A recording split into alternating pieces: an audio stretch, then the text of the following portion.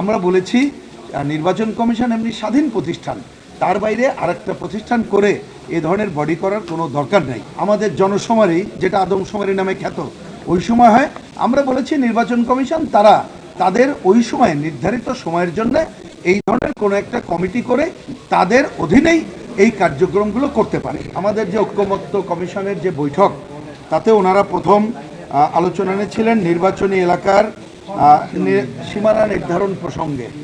এ ব্যাপারে দুটি প্রশ্ন ছিল, ইতিমধ্যে জানেন।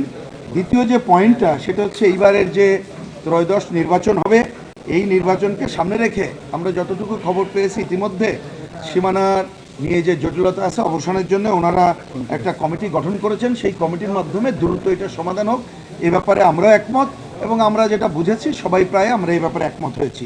কিন্তু এক নম্বরে যে প্রস্তাব এখানে আমাদের কমিটি, ঐক্যমত্য কমিশনের পক্ষ থেকে যেটা করা হয়েছে, তাতে আমাদের কাছে মনে হয়েছে যে ডিফ্যাক্টো নির্বাচন কমিশনের অন্যতম দায়িত্ব কিন্তু সীমানা নির্ধারণের, কিন্তু তারা আর একটা কমিশন গঠন করার কথা বলেছে।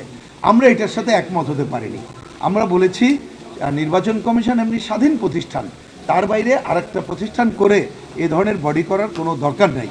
তবে নির্বাচন কমিশন যাতে করে যখন আমাদের এই যে সীমানা নির্ধারণ হবে, সাধারণত এটা হয় কখন, যখন আমাদের জনশুমারি, যেটা আদমশুমারি নামে খ্যাত, ওই সময় হয়।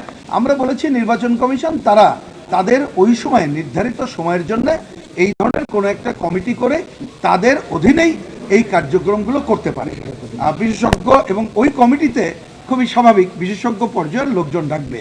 তাই এই বিরতির আগে ঐক্যমত্য কমিশন তারা বলেছে, এটা শুনেছি, এটাই বলা যায় অধিকাংশেরই মত, আমরা যেটা বুঝেছি প্রায় সবারই মত। তা ওনারা এটা শুনেছেন এবং কিভাবে এটা যুক্ত করা যায় এই কথাটুকু বলেছেন। শাইনি চুলে এখন হবে সব হেয়ারস্টাইল।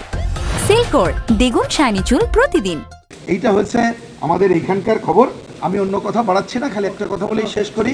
আমাদের আজকে এই যে কি বলে অন্তর্বর্তীকালীন সরকারের যে বিধানেরটা বিকালে আছে, নিশ্চয়ই তখন আমরা তত্ত্বাবধায়ক সরকার মানে নির্বাচনকালীন সময়ের সরকার, আমাদের পজিশন হচ্ছে ওই সময়ের সরকার, তখন আমরা সেই আলোচনা করব।